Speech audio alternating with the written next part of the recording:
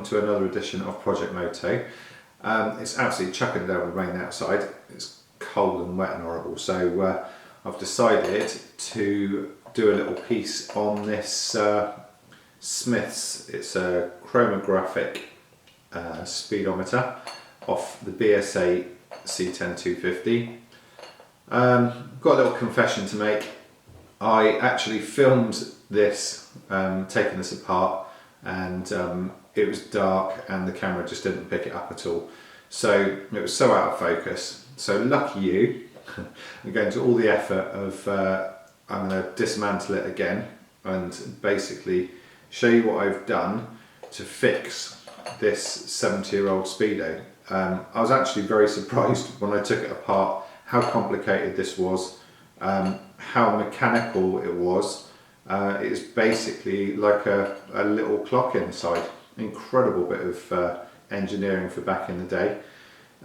Anyway, so I had no idea how this came apart. There are videos on the internet showing dismantling these, but none of them I thought was particularly simple, or I think for most people at home, I think you know, unless they've had an incredibly hard life, you should be able to fix these things.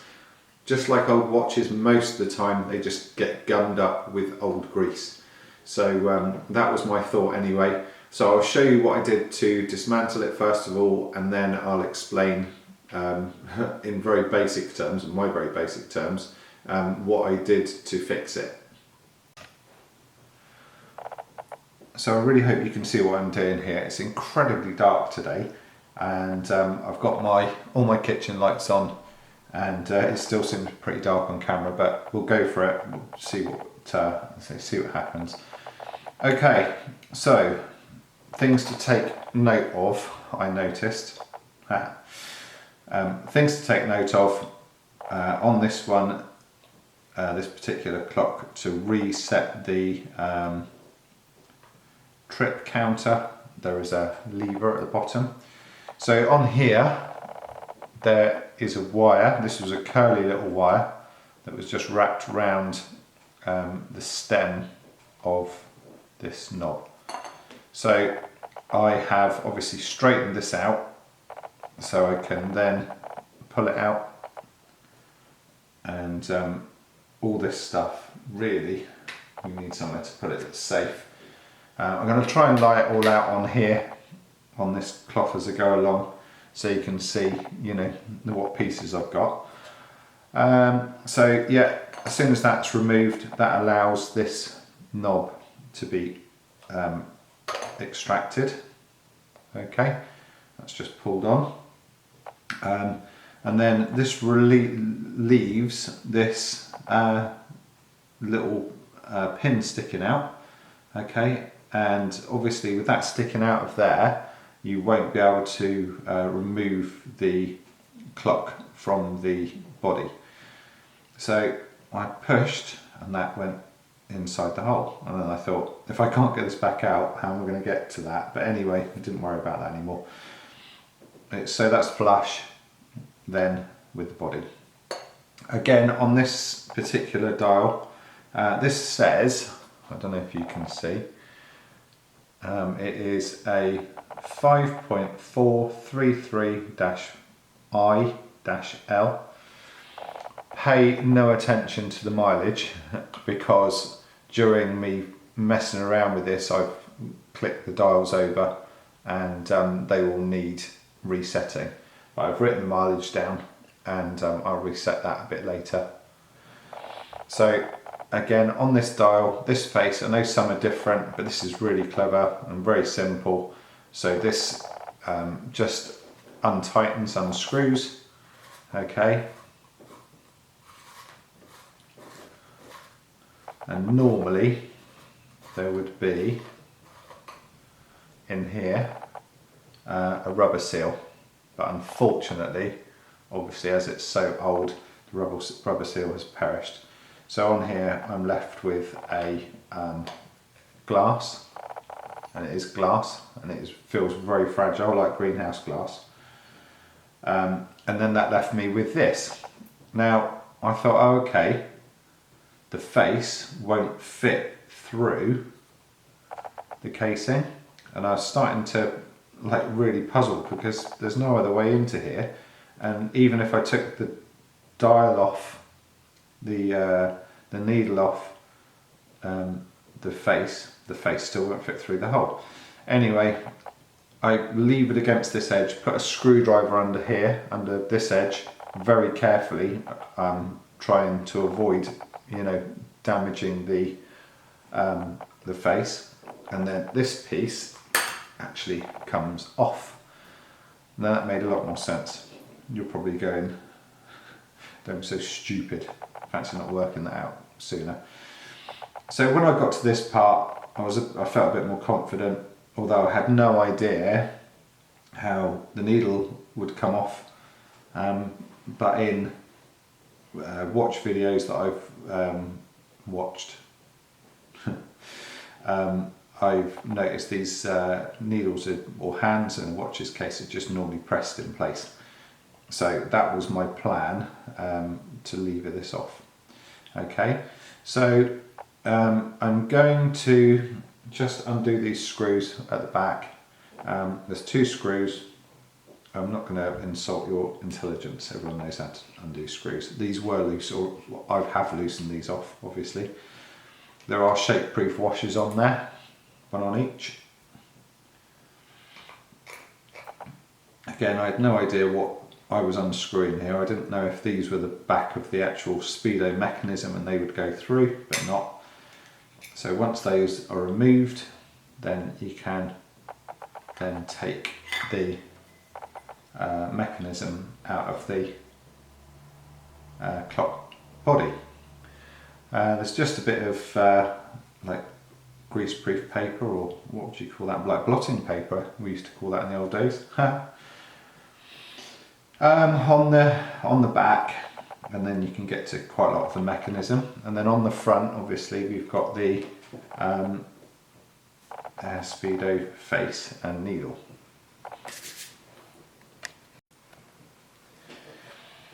So then I was sort of considering how to get the needle off without causing any damage, and then I remembered I've got loads of levers and tools from mending my daughter's mobile phone, and quite useful things to have actually. I just keep forgetting I've got them, so I thought that's probably perfect. I didn't want to damage the face, so I've cut out a little bit of cardboard, and on the bit of cardboard I've actually written the mileage that should be on there.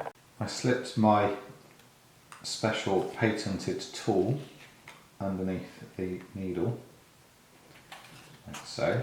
I need to cut that a bit bigger actually, don't I? And it's probably a bit too thick. But once we got to this, then I could put my levering tools underneath and just slowly work the needle. What's quite a good idea is to actually put a bit of tape across this, and then if it flicks up in the air, or blue tack or something, so if it flicks up in the air you don't lose it. So I've just used various tools, and that one seemed to have worked quite well to remove the needle without damaging the face. So there you go. So that's the needle off. Put all your bits somewhere safe. Don't do like I do and spend half your time looking for things. Then you're left with 2 little screws here, just holding the face in place. Very, very fiddly little screws. Okay. At this point, I'm going to start putting my little screws in a different container, because otherwise I'm going to lose them. And these are super fiddly, they fly about all over the place. And that removes the dial. Unfortunately there's quite a lot of wear on that dial, it's faded. Whether I touch some of the numbers up with some white paint or not, I don't know. It's not too bad though. Okay, so we'll put that to one side as well. Again, another little bit of blotting paper here, probably to soak up oil. And then I was confronted with this, which looks like something Leonardo da Vinci would invent. Looking at this has actually been cleaned. You can imagine how dirty it was. So obviously these are the tumblers for your mileage. Okay. Looking at the mechanism, I realised that all of this side of that mechanism is basically controlling the two tumblers, okay, and not really interfering with this part, which is the chronometric part of the speedometer. There's a primary gear in here which actually drives the chronometric part right down in the bottom. So two separate pieces. I looked on the back, and on the back you have two screws. So these two screws, they're relatively tight. Again, I haven't gone mad with them because I was taking it back together, back apart. I won't insult you with that. I'm trying not to drop it on the on the workbench like I just did. It is so easy to lose these parts, or for them to fly all over the place. So just be really aware what you're doing. Okay, so this is the chronometric part of the speedometer. I think it's absolutely incredible and quite beautiful actually. So on the bottom you have, this is your primary drive off the actual speedo cable. So I tried to work out which direction that would turn. The speedo cable actually comes in on a clockwise direction, okay? So obviously that would drive that in an anti-clockwise direction, okay? So when I started looking at this, it's all very alien to me. It obviously drives this weighted magnetic spindle at the back. Okay, but there's loads of cams and wheels and cogs. I think, so at this point, this is beyond me really, other than, just making sure everything is clean and correct. So all of these little gears, I checked to make sure they're okay and clean. And to be honest, they're all like brand new. So there's no problem there. There are super fine little gears on these drives here, and I checked all those by actually taking a photo of them and then checking with the photo. There's a spring here. So anyway, the long and short of it, on this I noticed that this mechanism here had frozen, and this is something to do with the chronometric, and this actually stores the needle at a certain speed, and then as you start to slow down, it looks like it releases the needle to let it go back to zero. Or if it's still keeping up to a certain speed, then the needle would stay at that point, at that part, I'll show you. So like I say, this is, the needle will go to a certain point. You see there's like a little piece out of here, and then as this starts to slow down and the needle, the back wheel drives and the speedo drives, this somehow releases the needle back to zero, and that's the bit that had frozen. So the needle had gone all the way around off the scale, so up to 90 or 100 miles an hour, and then stuck there. And no matter what happened here, obviously, with the needle stuck up there, it's never going to release. So as soon as I had this release, then it seemed like it should work. So what did I do? Easy, isn't it? This is actually WD-40 sprayed in out of a can into a container.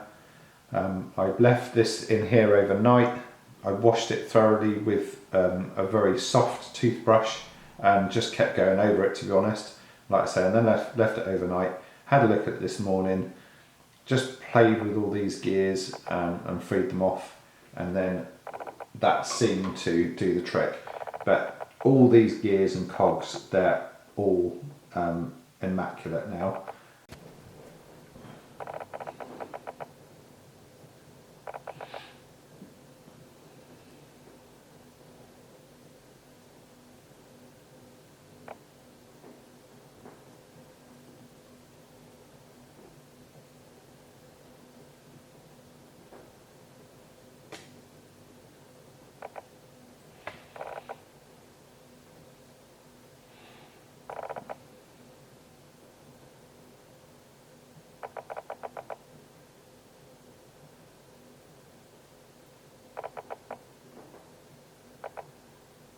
So obviously this needs to spin in a clockwise rotation.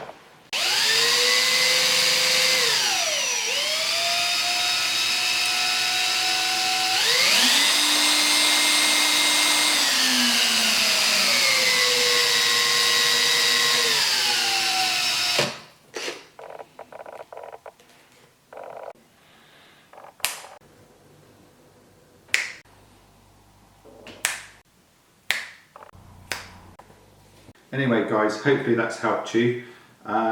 If you've got any questions, please just write them in the comments below and I'll see if I can get back to you. I can't explain everything because I don't understand everything, but what I will say, the only advice I can give you is cleanliness, getting all the old grease out, cleaning every single gear with a toothbrush or a paintbrush or something using WD-40. Just take it slow, go steady, don't take apart bits that you don't have to, and hopefully you'll get it working. I'm absolutely chuffed to bits because these are expensive bits of kit. You know, I've seen these sort of changing hands for up to £300, you know, just for a speedometer, which seems insane. But anyway, so yeah, if you've got one and you want me to have a look, and just send me a message and I'll get back to you. Like I say, please like and subscribe. I'm trying to get the channel to 1,000 subscribers. If you've got any bikes that you don't want anymore and you'd like to see done up, then contact me. Also, maybe I will take on commission work soon. So just let me know anyway. Just write in the comments below and I'll get back to you. Thanks a lot. Cheers.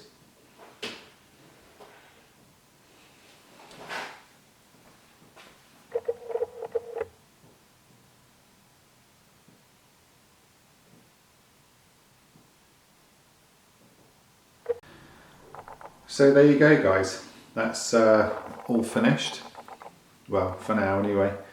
I've used at the moment the chrome vinyl wrap again on the bezel, but I'm not 100% sure about that. Let me know what you think. The casing I've rubbed down with wire wool, so really fine, and then painted it with semi-gloss black. You can still see the logos on the back, possibly on here, which is really cool. Lovely little thing. Put the mileage back to where it should be. Oh, upside down. I put the mileage back to where it should be, 37,611 now, because obviously where I've been winding it forward with the drill, that's what's happened. So I'll show you the way this functions now. My drill is set up in a clockwise direction if I look at it straight on, so hopefully the camera will focus. So as you can see, at a slow speed the needle will pick up, but as I drop the speed down it will drop down again and fall to that default spot. If I speed up,